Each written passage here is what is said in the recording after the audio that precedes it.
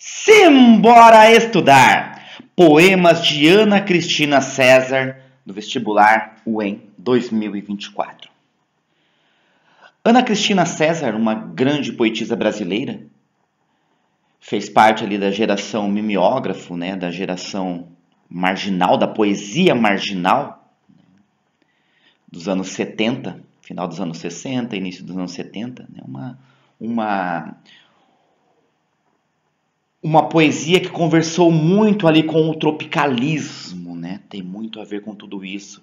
Então, toda essa questão da liberdade, das extravagâncias, das cores. Então, Ana Cristina César se viu aí, né, em toda essa toada aí. Ana Cristina, infelizmente, se suicidou em 1983, aos 31 anos, bem jovem ainda. Sofria, né, muito de depressão. E acabou aí, né, tendo esse triste fim. Ela era uma tradutora, né, também traduziu muitos livros, né, por isso a gente vê tanta influência na obra de Ana Cristina César, né, de tantos escritores, principalmente os franceses, né, muito presentes na obra da Ana Cristina. Ela chegou a trabalhar, inclusive, para a TV Globo, tá? Como analista de textos. Tá? Isso é uma coisa ali, fato interessante. Então, uma personagem ali intensa, né? Uma personagem ali importantíssima da nossa literatura. Por que poesia marginal? Né? Por que, né, geração mimeógrafo? Por que disso? Porque nós estávamos vivendo a ditadura militar. Então muitos textos eram ali proibidos e esses poetas eles começaram a fazer essa poesia considerada marginal porque ela não ia para os livros, né? Eles distribuíam isso através de cópias que eram feitas em mimeógrafos. Para quem não sabe o que é o mimeógrafo, é o maior viciante da gente em álcool quando era criança da minha geração.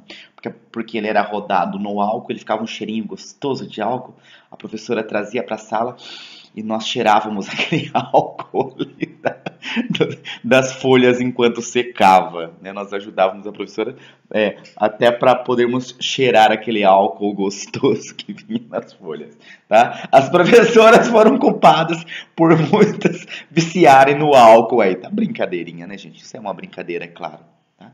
Mas essas cópias eram mimeografadas e eram distribuídas de mão em mão nas ruas, deixadas nos pontos de ônibus, jogadas dos edifícios, tá? Então, até para a ditadura não repreender, e ali eles podiam colocar, né, o que eles queriam. Tá? Das características da Ana Cristina, né, a gente tem um forte discurso confessional. Tá? Isso muitas vezes leva a uma ficção autobiográfica muito presente. A gente, né, tem aquela, quando é o eu lírico, quando é a Ana Cristina, quando os dois se misturam ali. Um tom coloquial que é muito, né, da época. Nós temos uma linguagem bem informal. Tá? Ela trabalhar com essa questão, né, de intertextualidade com textos da literatura tradicional, como eu falei para vocês, principalmente ali do francês, tá?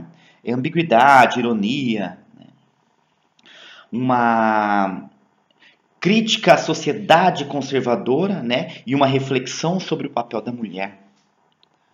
Uma ambiguidade sempre presente também, né, nós temos ali, né, não conseguimos ter dois caminhos, né, não compreender bem, ter uma ambiguidade ali. Tá? E uma quebra com a estrutura tradicional do poema. Isso é muito, muito, muito presente na literatura, tá? Da nossa querida Ana Cristina César, também conhecida como Ana C, ou Ana César, né? Ou Ana C. Então vamos a alguns poemas. Pessoal, novamente deu muito trabalho, tá? Porque tem pouca coisa, né, da Ana Cristina. A gente não tem assim muitas análises. Então eu corri atrás de referências, né? Fui atrás, né, de ver As Flores do Mal novamente do Charles Baudelaire, tá? Recorri a alguns poemas franceses. Curioso, né? São apenas 5 poemas, mas você vai entrando ali num mundo de, né? E você não consegue sair senão você não traz aqui um material de qualidade, né? Que é isso que eu quero trazer para vocês aqui, material de qualidade. Tá? Não apenas o que eu acho, mas fundamentado. Claro o que eu penso também, mas fundamentado. Eu preciso ter um ponto de partida ali para poder analisar para vocês. Como eu falei, né? Há uma semana eu estava aqui gravando o vídeo do Castro Alves, né? E pedir para vocês se inscreverem, porque realmente dá muito trabalho. O da Ana Cristina, estou em outro domingo aqui, né? Outro final de semana. Tá? Passei o meu sábado todo ontem pensando na Ana Cristina, relendo e procurando e me baseando. E amanhã, hoje também de domingo, né? Estou aqui no domingo, logo depois do almoço, depois da minha sesta, né? Que eu costumo tirar um soninho ali no domingo, tá? Mas estou aqui gravando para vocês, tá? Para poder ter um conteúdo de qualidade. Então, eu não simplesmente iria pegar, o que eu acho é isso, não. Eu tenho que me basear, eu tenho que ler, eu tenho que pesquisar, eu tenho que procurar. Então, vamos aos poemas. Samba canção. Tantos poemas que perdi, tantos que ouvi de graça pelo telefone. Tá aí, eu fiz tudo para você gostar. Fui mulher vulgar, meia bruxa, meia fera, risinho modernista arranhado na garganta, malandra, bicha, bem viada, vândala, talvez maquiavélica. E um dia emburrei-me, vali-me de mesuras. Era uma estratégia. Fiz comércio à vara, embora um pouco burra, porque inteligente me punha logo rubra ou ao contrário, cara pálida que desconhece o próprio cor-de-rosa. E tantas fiz, talvez querendo a glória, a outra cena à luz de spots, talvez apenas teu carinho, mas tantas, tantas fiz. Samba canção é um subgênero do samba. O samba canção sempre tem a ver com a dor de cotovelo, né? Com a solidão. Tá? Então aqui há uma preocupação, tantos poemas que perdi. Né? A maior preocupação é essa, tantos poemas que perdi, tantos que ouvi de graça pelo telefone. Então nós já temos ali aquela tristeza que algo acabou. É como o fim de um relacionamento. E eu estou preocupado não com isso, mas com os poemas que eu perco através disso. E aí quando eu falei, gente, em pesquisas, né? Nós temos aqui duas músicas, né? Pelo telefone, que é o primeiro, considerado o primeiro, né? A primeira gravação do Brasil, né? O primeiro samba ali gravado no Brasil, tá? Pelo telefone, mandou avisar, né? O chefe da polícia mandou avisar. Então, eu também fui atrás das músicas, revi as músicas, olhei bem as letras, tá? Então, o primeiro samba pelo telefone, e tá aí, né? Tá aí, talvez a canção mais conhecida gravada pela Carmen Miranda, né? Aquela tá aí, eu fiz tudo pra você gostar de mim. Ai, meu bem, não faz assim comigo não. Você tem que me dar seu coração. Ainda bem que eu não sou cantor, tá? Então, continuemos aqui como professor mesmo. Mas tá aí, né? Eu cantei pra quem não conhece, acho que todo mundo conhece, né? Então, pra relembrar, tá? Então, ele perdeu, né? Tantos que ouvi de graça pelo telefone, né? Tá aí, eu fiz tudo para você gostar. Então, só que ela já emenda, né? Como eu falei, aquela fragmentação, né? Ela já emenda com o que vem. Eu fiz tudo para você gostar. O que eu fiz para você gostar? Fui mulher vulgar, meia bruxa, meia fera, risinho modernista arranhado na garganta. E observa aqui, né? Seria, né, pela gramática normativa, seria meio bruxo, meio fera. Mas ela coloca aqui meia bruxa, meia fera. Tá? Então, podemos pensar assim, a metade de uma bruxa, fui até a metade de ser uma fera. Tá? Mais ou menos pode ser também ter essa ambiguidade, que lembra que eu falei da ambiguidade, tá? Arranhada na garganta, malandra, bicha, bem viada, vândala, talvez maquiavélica. A literação aqui presente, né? Viada, vândala, talvez maquiavélica, o som do V. Tá? E um dia emburrei-me, vali-me de mesuras. Era uma estratégia. Então, uma estratégia minha ali, né? Eu fiz tudo para você gostar, né? Colocando aqui o que foi feito para gostar. Fiz comércio, avara, embora um pouco burra, porque inteligente me punha, logo rubra ao contrário, cara pálida que desconhece o próprio cor-de-rosa. Então observa, cara pálida que desconhece o próprio cor-de-rosa. Eu não conheço o meu poder, eu não sei do que eu sou capaz. O capaz, o próprio cor-de-rosa aqui colocando como a força da mulher. Desconheço a minha própria força, a força de mulher. E tantas fiz, né? Também tem uma música, né? Tantas fiz, talvez querendo a glória, A outra cena, à luz de spots. Talvez apenas teu carinho, mas tantas, tantas fiz. E eu não tenho, né, como pensar. Tá? Eu fiz uma pausa aqui pensando, né, no que eu ia falar.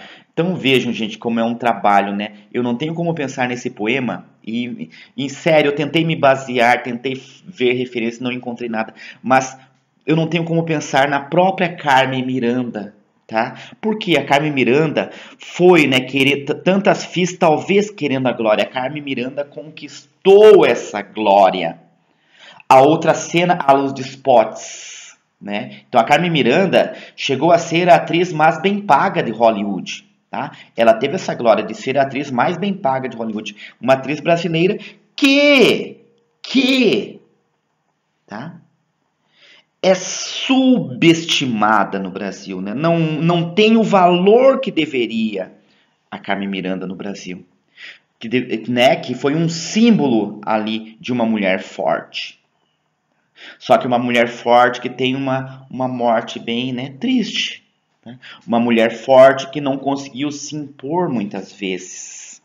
Tá? Por isso que ele fala, desconhece o próprio cor-de-rosa.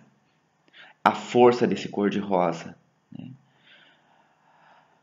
Carmen Miranda, quando morreu, teve lá um velório, né, assim, um número imenso de pessoas que foram. Então foi uma comoção não só brasileira, acho que até mais mundial do que brasileira.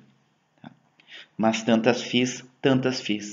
E tanto fez mesmo. Tá? Então, como o eu lírico aqui fosse né, tivesse essa ligação, ou talvez até fosse a própria Carmen Miranda. Nada esta espuma. Por afrontamento do desejo, insisto na maldade de escrever, mas não sei se a deusa sobe à superfície ou apenas me castiga com seus uivos. Da muralha deste barco, quero tantos seios da estrela. Antes de analisar esse poema, eu vou lembrar, tá, do poeta, tá, Stéphane Mallarmé. Mallarmé foi um grande poeta, né? Há uma intertextualidade muito grande entre esse poema Nada Esta Espuma com o poema Brinde, né? Claro que aqui está traduzido do Mallarmé.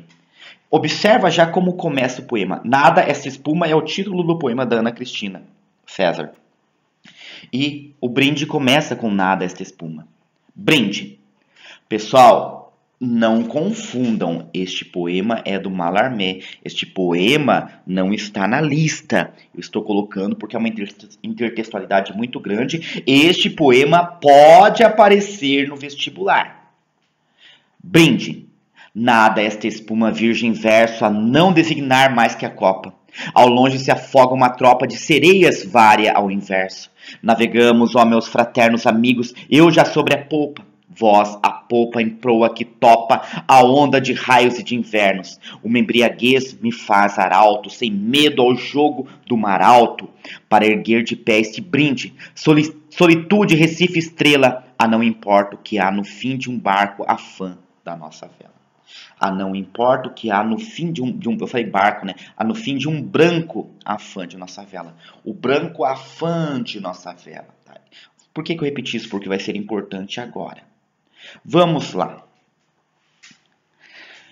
Nada esta espuma. Por afrontamento do desejo, insisto na maldade de escrever. Então, escrever é mal, não é legal, faz mal, essa maldade de escrever, tá? Então, é um poema metalinguístico, tá? Ele possui uma metalinguagem, o poema está falando sobre o próprio poema. Tá? Mas não sei se a deusa sobe à superfície. Quem é essa deusa? Essa deusa vai aparecer aqui no final. A sereia. Não sei se a deusa sobe à superfície ou apenas me castiga com os seus uivos. Aqui nós temos o canto da sereia. Tá? E aqui nós temos, né, os uivos. E essa questão da sereia já vem lá de Homero, né, bem atrás. Tá? Ou apenas me castiga com seus uivos. Da amurada deste barco, quero tanto os seios da sereia. Então, tem o erotismo ali, eu quero os seios da sereia. Só que se eu for com a sereia me mata. A maldade de escrever. Então, comparando a literatura com essa sereia que você entra ali e não sai mais. Você é levado à morte. É triste até falar isso, né? Falando ali anteriormente do poema, né? Sobre a Carmen Miranda e agora sobre a literatura leva à morte, né? Que eu acabei de falar. A Ana Cristina se suicidou, né, aos 33 anos, então também tem muito, né, a gente vê traços de autobiográficos na obra dela, né, e ela foi levada a isso. E um outro poeta, né, que ela também cultuou, que nós temos muita intertextualidade nos poemas dela, é o Charles Baudelaire, tá, das Flores do Mal, que nós vamos falar depois. Quase. Uma tarde cremosa, coração bates como quem está moroso ou precisando escrutinar páginas virgens. Há um outono lânguido, tic-taqueando por entre nuvens de lentidão. Há um casal de andorinhas se buscando entre antenas e para-raios. Há um homem binóculo de camisa azul no alto de um terraço, violentando janela por janela. Vozes surrealistas de crianças levantam voo por detrás de um varal. Um urubu solitário espirala, talvez a cata de carniça entre o crepúsculo. Os sonhos que rabiscam velhos mares não são mais daquela afinidade antiga. E ser, nesta meia hora, é descascar sem muita pressa, é interpretar nuances de magia. Que mistério engravida esta cidade? Termina com essa interrogação. Então, quase. Nada se completa. É um quase. Né? Uma tarde cremosa. Coração bates. Né? Você está conversando com o coração. Coração, bates como quem está amoroso ou precisando escrutinar páginas virgens. Né? Escrutinar páginas virgens. Chegar a páginas ainda não escritas. Tá? Ou como quem está amoroso, cheio de amor. E aí há uma descrição. Né? Há uma descrição. Há um outono lânguido, tic-taqueando por entre nuvens de lentidão. Tá? Então o outono lá está só um tic-taqueando, né, por entre nuvens de lentidão. As nuvens, a gente consegue imaginar essas nuvens lentas, tá? E aqui nós temos, né, o monomatopeia com o tic-taqueando. Há um casal, então observa a descrição do céu. Há um casal de andorinhas se buscando entre antenas e para-raios.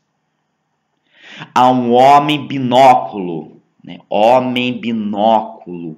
Observem aqui um neologismo, né? Homem binóculo, que você já sabe o que é um homem em um binóculo, de camisa azul no alto de um terraço, violentando janela por janela. Por que violentando? Porque ele entra nas casas através da janela por aquele binóculo, né? Ele violenta, ele está lá à caça, né? A pessoa não tem nem a sua privacidade, ele está violentando essa privacidade.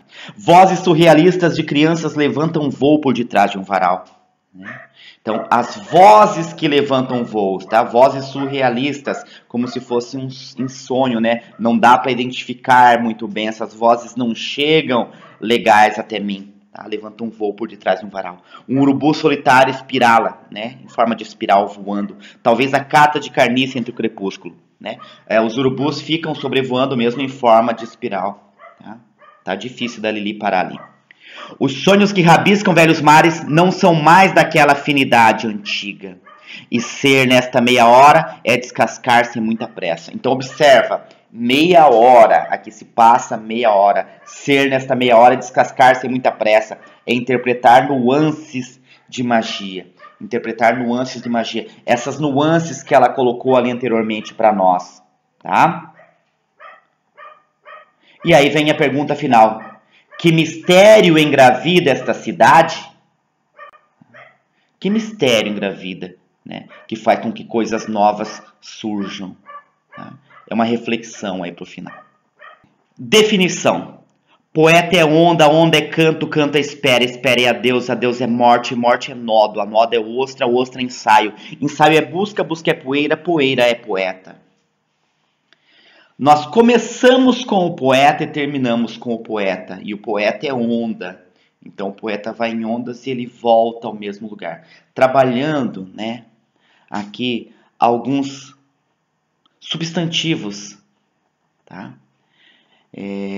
Nós temos apenas definição. E o que isso nos leva, né? Nos leva a quê? Que essa definição do que é a poesia, ou do que é o poeta, ou de que é o poema, né? Ela não há uma definição, tá?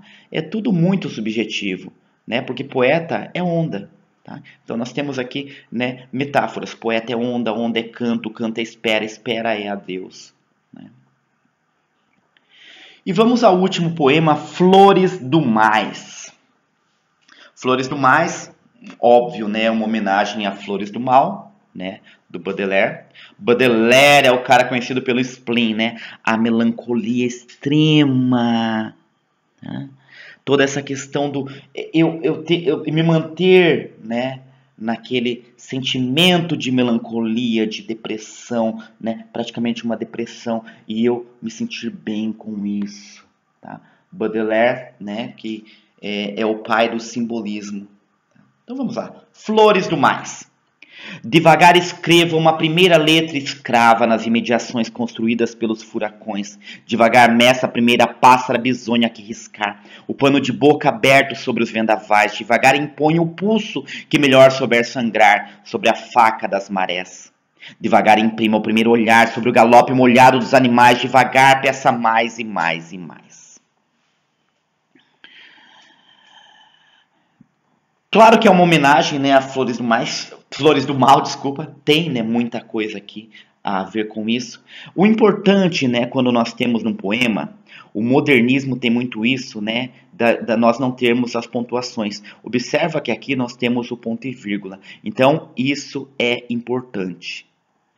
Nós temos aqui um poema, né, que nos leva a um texto injuntivo. É um texto injuntivo, né? Como se ele estivesse ensinando alguém a fazer algo. E aí ele já começa devagar, escreva uma primeira letra escrava nas imediações construídas pelos furacões. Então nós vamos dividir aqui a nossa análise, tá? Onde tem a pontuação. Eu já vi em alguns lugares esse escrava sendo trocada por escreva, e isso faz toda a diferença, muda tudo, tá? No livro está escrava, uma primeira letra escrava. Então, devagar escreva uma primeira letra escrava. Essa letra escrava por quê? Porque ela faz a vontade do escritor, tá? Ela é escrava ali do poema. Nas imediações construídas pelos furacões. Imediações construídas pelos furacões. Tá? Então você vai colocar essa palavra escrava ali nas imediações construídas pelos furacões. É um poema de metalinguagem também, tá? Pelos furacões. Então aquela coisa do furacão, né? De estar tudo ali remexido. Tá? Nós temos, o poema tem que ter esse tom de ser um furacão, de mexer, né? De movimentar. Vamos para a segunda parte.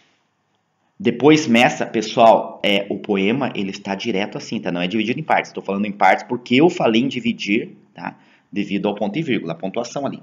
Devagar meça a primeira pássara bisonha que riscar o pano de boca aberto sobre os vendavais. Devagar meça a primeira pássara. Pássara, eu consigo ver aqui apenas como o feminino de pássaro. Tá? E pássara, né, tem estado presente em algumas escritoras. Tá? Nós vimos a palavra pássara também, né, lá na Adélia Prado. Tá? Então presta bastante atenção. Nós podemos ter, né, essa questão aí, tá, dos dois poemas, Adélia Prado e Ana Cristina César.